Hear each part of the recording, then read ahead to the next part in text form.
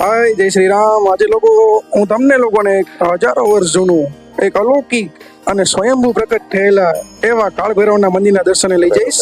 બાપુ જણાવો કે આપણા કાળભૈરવ બાબા છે એ સ્વયંભૂ લખેલું છે, તો શું ઇતિહાસ છે એમનો જરા જણાવશો મને? That is the meaning.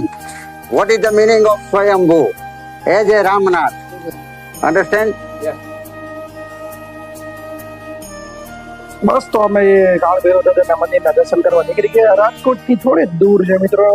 રસ્તામાં હું મારો મિત્ર અને 4 લોકો બાઇક લઈ નજીક જ હતું એટલે નીકળી ગયા. રસ્તામાં સાતનમાન મંદિર એવું તેના પણ દર્શન કરતા ગયા અને હાઈવે ઉપર મિત્રો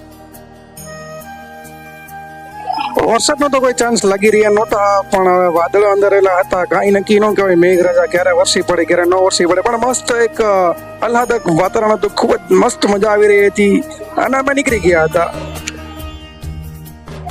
પણ પછી થયું એવું કે જેવા અમે ફુવારો પહોંચ્યા તો મેઘરાજા એ અમારો સાથ દેવાનો જાણે શરૂ કરી દીધું. એટલે કે અમે વરસાદ ધીમે ધીમે ચાલુ થઈ ગયો. એટલે અમે એક તો મંદિર માટે પ્રસાદ બી લેવા નહોતો તો પ્રસાદ બી ત્યાંથી લીધો, કેમ કે કાનને મોટું મીઠું કરાવતું. અને વરસાદ જે છે ધીમે ધીમે સ્ટાર્ટ થઈ ગયો હતો અને અમે અહીંયા સ્ટોપ કર્યું. થોડી વાર વરસાદ માટે ઉભા રહ્યા. પણ પછી હવે એવું થયું કે મેઘરાજા કે ભાઈ હું રોકાવાનો નથી, તમારે જવું હોય તો તમે ચાલો જાઓ વરસતા વરસાદે. એટલે પછી તો અમે 4 મિત્રો વરસતા વરસાદે જ અમારા મંદિર તરફ નીકળી ગયા. અને થોડો રસ્તો બી ખરાબ તો આવ્યો હતો, પણ હવે ચાલે ને વરસાદ ચાલુ જ હતો. ધીમે ધીમે વરસાદ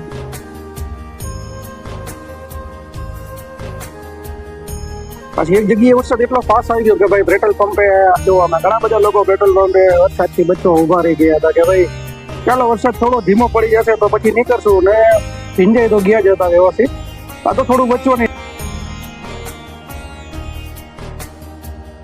ફાઇનલી અમે વરસતા વરસાદે બી અમે જે મંદિરે પહોંચ્યું હતું ત્યાં અમે પહોંચી ગયા. અમે 4 મિત્રો ઉમેશ, અંકિત, રાજા અને હું. અને મંદિરની આસપાસનું એક લોકેશન ખરેખર જબરદસ્ત હતું. અને કુદરતના ખોરામાં કુદરતી રીતે એક જે મંદિર બન્યું છે એવું મંદિર ખરેખર ગજબ. ચાલો તમને બતાવું. આપ જ્યાં દરવાજો જોઈ રહ્યા છો તે મંદિરની સીડીનું સ્ટાર્ટિંગ છે.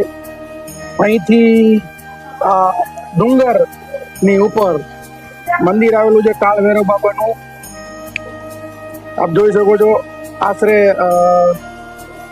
80 જેવી સીડીઓ છે જેને ચડી અને આપ સ્વયંભૂ શ્રી કાળ ભૈરવ દાદાના દર્શન કરવા જઈ શકે છે. ઉપર આસપાસ એકદમ હરિયાળી ડુંગર, એકદમ ફેમિલી સાથે આવ્યા હોય તો ખરેખર મજા આવી જાય.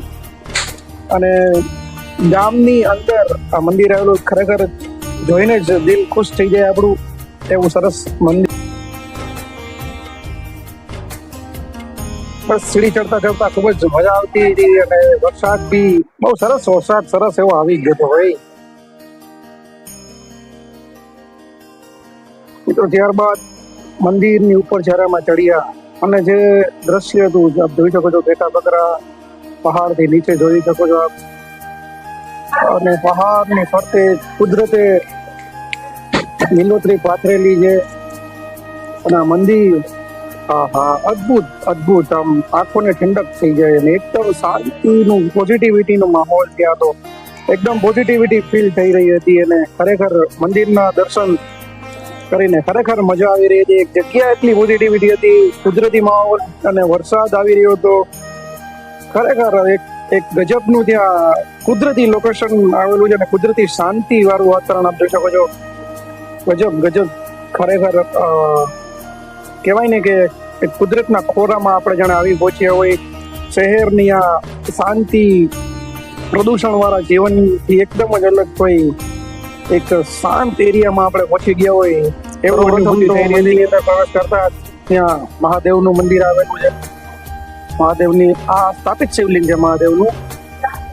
શ્રી વેંકટેશ્વર મહાદેવ જે સ્થાપિત કરેલું મંદિર છે મહાદેવનું. ખૂબ સરસ મંદિર અને શાંત વાતાવરણમાં મંદિર. અને ત્યારબાદ મિત્રો આપણે જેમના દર્શન કરવા માટે ગયા હતા એવા સ્વયંભૂ પ્રગટ થયેલા શ્રી કાળ ભૈરવ દાદા.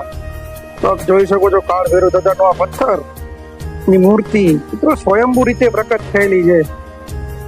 આ આકાર જુઓ તમે, અને ખૂબ જ પ્રાચીન મંદિર છે ને, વર્ષોથી ડુંગરની ઉપર કુદરતના ખોળામાં કાળ ભૈરવ દાદા બિરાજમાન થયેલ છે. અને આપ જોઈ શકો છો એક અલગ પ્રકારનું તેજ આ મૂર્તિમાંથી, એક પોઝિટિવ એનર્જી વાઇબ્સ મળી રહી હતી, અને ખરેખર દર્શન કરીને ખૂબ જ આનંદ થઈ રહ્યો હતો. આ કાળ ભૈરવ દાદાના દર્શન કરીને ખરેખર આપ જોઈ શકો છો કે કેટલું દિવ્ય તેજ છે જેમની આંખોમાં કાળ ભૈરવ દાદાની. એ જોવા વાળા એમ કહે કે 1500-1700 વર્ષ પુરાતન છે. બાપુ ફક્કર હતા, આની કોર રહેતા, અહીંયા પૂજા કરતા ભૈરવની. કદાચ એના દ્વારા થયેલી હશે ઉત્પત્તિ, કારણ કે એને સાધના કરી. કારણ કે આ મૂર્તિ તમે જુઓ ને, કોઈ શિલ્પીની દુકાન ઘડી નથી બેહારી, હે? એટલે ધેટ ઇઝ એ સ્વયંભૂ કહેવાનું. જય કાળ ભૈરવ દાદા. આપ જે જોઈ રહ્યા છો કાળ ભૈરવ દાદા એ સ્વયંભૂ પ્રકટ થયેલા છે. કહેવાય છે ને કે શિવજીએ પોતાના રક્તમાંથી જેમની ઉત્પત્તિ કરી હતી ને, જેમનો જે ગુસ્સાવાળો સ્વભાવ એ આ રીતે બહાર આવે તો કાળ ભૈરવ બાબા.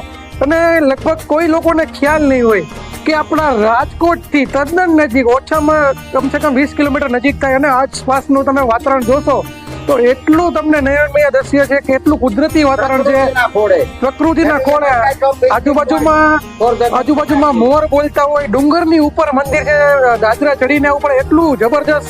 અને પાછો કાળ ભૈરવ ગાડી, તમે કાર લઈને તો કાર ઉપર આવી શકો. કાળ ભૈરવ દાદાનો પ્રભાવ આપ જોઈ શકો છો કે અમે અહીંયા આવ્યા છીએ વરસતા વરસાદે, પણ અમને કોઈ જાતનો થાક નથી લાગતો, કોઈ જાતની કઈ શંકા નથી. અને કાળ ભૈરવ દાદા એ સ્વયંભૂ પ્રગટ થયેલા છે. મિત્રો, 3 રીતે વસ્તુ આપણા જે મૂર્તિ છે મંદિરમાં સ્થાપિત થતી હોય, એમ જેમ આપણે દાદાએ કીધું કે પહેલી રીત છે એ દ્વાદશ જ્યોતિર્લિંગ, જેમ કે મહાદેવના 12 જ્યોતિર્લિંગ છે. બીજી જે છે એ કે લોકો પ્રતિષ્ઠા કરે, પ્રાણ પ્રતિષ્ઠા કરીને બેસાડે. ત્રીજી છે કે સ્વયંભૂ પોતાની રીતે પ્રકટ થયેલા લોકોને મદદ કરવા માટે. કહેવાય છે કે અહીંયા દર વર્ષે શ્રાવણ મહિનામાં જબરજસ્ત મેળો ભરાય છે. તે ઉપરાંત શિવરાત્રી, કાળ ભૈરવ જયંતિ, આવા બધા તહેવારો ભવ્યથી ઉજવાય છે. તો તમે આ મંદિરે જુઓ, ક્યારેય ન આવ્યા હોય તો ચૂકતા નહીં. હું તમને એડ્રેસ મને ડિસ્ક્રિપ્શનમાં મોકલી દઈશ, લખીને મૂકીશ કે કઈ જગ્યાએ મંદિર. ટોટલી એડ્રેસ તમને હું ડિસ્ક્રિપ્શનમાં લખીને મોકલીશ. તો ખાસ કરીને પરિવાર સાથે કાળ ભૈરવ દાદાના મંદિર કરવા ચોક્કસ પધારો, અને તમારી મનોકામના પૂર જરૂર કરશે. કેમ કે ન્યાયના દેવતા છે, કર્મના દેવતા છે. તો તમારા કોઈ બી કાયદાકીય કામ અટવાયેલા અથવા તો તમારી રક્ષા, તમને ભય લાગતો હોય તો ભય મુક્તિ માટે એક જ જે દેવતાજીને માનવામાં આવે છે કાળ ભૈરવ દેવતા. તો ખાસ કરીને રાજકોટ પાસે આવું સ્વયંભૂ કાળ ભૈરવનું મંદિર આવેલું છે. કદાચ તમને ખ્યાલ નહીં હોય, જો ખ્યાલ હોય તો કોમેન્ટ કરીને મને જણાવજો, અથવા તો અચૂક આ દર્શને પધારો એવું આપ સૌને રિક્વેસ્ટ કરું છું. તો બસ મિત્રો, રાજકોટ થી કુવાડવા, અમદાવાદ પર કુવાડવા ગામ આવે. કુવાડવાથી ગામમાં થઈ અને 4-5 કિલોમીટર સાયપર ગામ આવશે. મિત્રો, સાયપર ગામની અંદરથી જ આપણે શ્રી કાળ ભૈરવ દાદાના મંદિરે જઈ શકીશું. સાયપર ગામ એ કુવાડવાથી અંદર 3 કિલોમીટર જતા બાબાત ઉપર સાયપર ગામ આવશે, ત્યાં જ છે. ધર્મ છે એ શ્રદ્ધાનો વિષય છે કે નહીં? પછી આપણા કુળદેવી હોય તો શ્રદ્ધા છે તો છે, નહીતર માનો તો દેવ, નહીતર પથ્થર. પણ ધર્મનું શરણું લેવું પડે.